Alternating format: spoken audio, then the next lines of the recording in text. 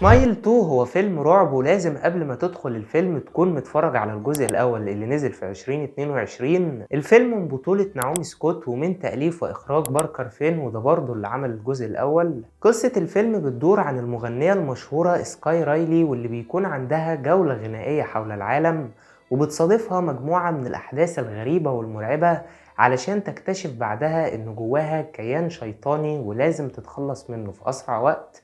فتفتكروا هتقدر تعمل كده؟ ده اللي بنكتشفه خلال الأحداث. طيب تمام، نخش في المميزات.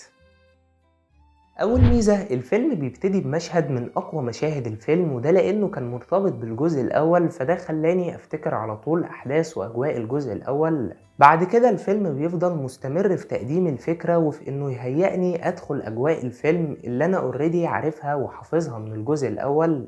فبالنسبة لي النص الأولاني من الفيلم ما كانش أفضل حاجة، وده لأننا خدنا وقت كبير في التقديم. بس لما بتيجي الاستراحة وبندخل النص التاني، هنا بتبقى نقطة انطلاق الفيلم الحقيقية.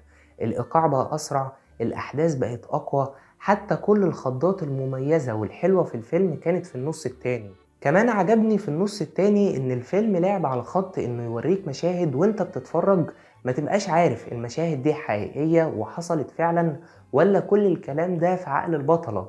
الموضوع ده مثلا اتعمل بتاع مرتين او 3، وكان فيه مفاجآت حلوة جدا. انا شخصيا وانا بتفرج كان في مشاهد كنت فاكر انها حقيقية، وبعد كده طلعت ان المشاهد دي في عقل البطلة، بالاخص المشاهد اللي كانت مع صاحبتها، وبالاخص اكتر مشهد العربية، اكثر مشهد فزعني في الفيلم. تاني ميزة، الموسيقى التصويرية. موسيقى فيلم سمايل بصراحة ليها كده نغمة خاصة بتخليك قاعد متوتر وانت بتتفرج، وبتكون لايقة جدا على الأحداث. But when I showed up, Lewis?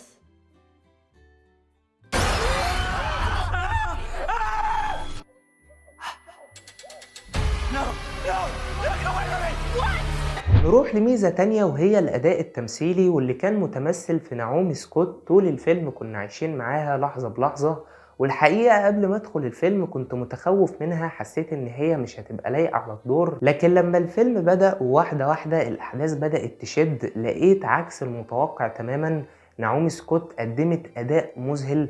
لحظات كتيرة في الفيلم هتخليك تتعاطف مع الشخصية، ولحظات تانية هتخليك قلقان عليها ومش عارف هل هي هتنجح في انها تقضي على الكيان الشيطاني ولا هتموت في الاخر. وفي رأيي لو عملنا مقارنة بسيطة بين اداء نعومي سكوت واداء البطلة اللي كانت في الجزء الاول، بما ان الشخصيتين نفس الكتابة، فمن رأيي نعومي سكوت ادائها كان افضل، لان وانت بتتفرج هتخليك حاسس بخطورة الكائن الشيطاني او الكيان المرعب اللي موجود فيها.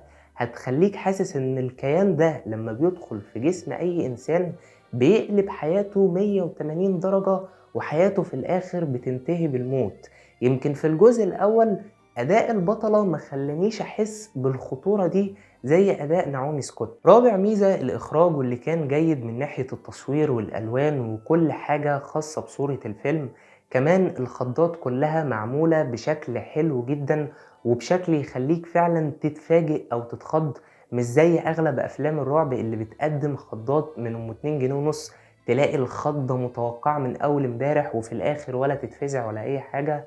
ولكن المخرج باركر فين سواء في الجزء الاول او في الجزء التاني بيعرف يعمل خضة تشدك وفعلا تخليك مفزوع.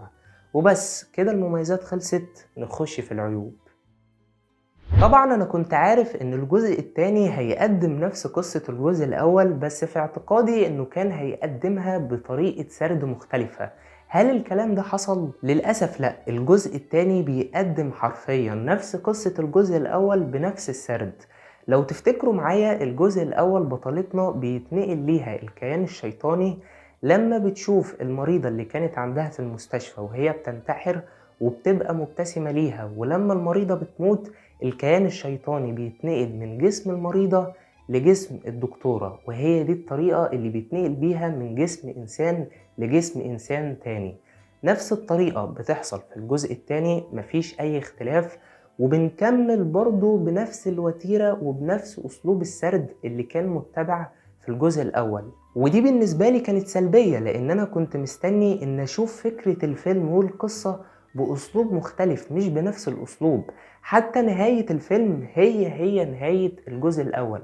النهاية في الجزء التاني صايعة وفكرتها حلوة كتنفيذ، إنما ككتابة هي انت برضه ما قدمتليش حلول. انت ما قلتليش، يعني أنا مش عايز أحرق، بس اللي شاف الجزء التاني وشاف الجزء الأول أكيد فاهم كلامي. تعالوا مثلا نروح لحتة تانية وهي الرعب. فيلم سمايل كجزء أول أو كجزء تاني هو مش بيعتمد على الرعب المواقف أو الرعب التخويف، على قد ما هو بيعتمد على الرعب النفسي. فكرة الفيلم نفسها تخليك خايف، إن أنت تبقى شايف واحد قدامك مبتسم ليك ومبسوط، وهو بيعمل حاجة عكس الابتسامة دي، بيقتل نفسه أو بيموت واحد. فالفكرة تخليك من جواك كده قلقان وخايف.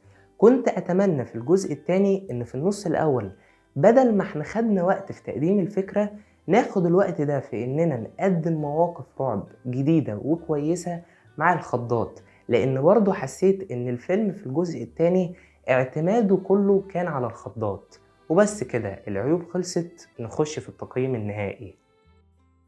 تقييمي لفيلم سمايل الجزء التاني هو 7/10. أرشح الفيلم بقوة للناس اللي اتفرجت على الجزء الأول وعجبها، هتنبسطوا في الجزء التاني وهتتخضوا شوية خضات حلوة. وفي حاجة على فكرة أنا نسيت أقولها في العيوب، الجرافيك في الفيلم ما كانش أفضل حاجة. في مشهد كده في نهاية الفيلم المفروض إن المشهد ده يخوف، بس بالجرافيك مجاش معايا سكة. وفي نهاية الحلقة طبعا اللي شاف الفيلم ياريت يكتب لي رأيه وتقييمه تحت في التعليقات. ويا رب الحلقة تكون عجبتكم، ولو عجبتكم اعملوا لايك وشيروا الحلقة في كل مكان، واشتركوا في القناة لو أول مرة، وما تنسوش تتابعوا صفحة سينما أونلاين على الفيسبوك. ألف شكر على المشاهدة، أشوفكم على خير، سلام.